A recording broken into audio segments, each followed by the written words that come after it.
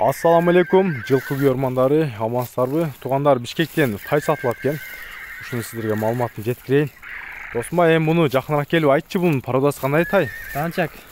Данчак тазабы? Таза.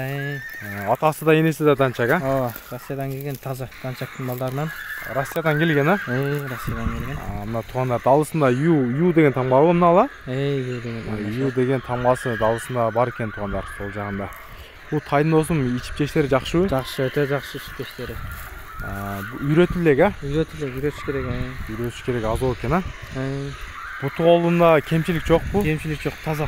4 казык, эми жылкыныкы багы главный эле 4 казыгына кепилдик бар, а? Бар, Мына тугандар, туттарында жакындан көрсөтүп атам, көрүп коюңуздар. Каш кабагы, көздөрү көрө эмес, а? Жок. Таза, а? Таза.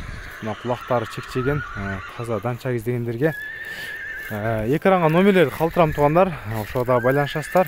Тугандар, эң эле кызыгы эми баасы, баасын мындай магазин баа кылып эле айтчы, мындай мынанча элдер айтат экен го, 100гө саткысы келсе деле 150 дейт экен.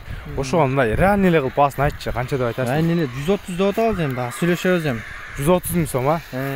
Мына тугандар, эми келген болгон болсо дагы, данчак алыс жактан келсе дагы реальный баа коюптур тугандар. Эми баасы деле жөндүү болду, калган телефондон байланышасыздар.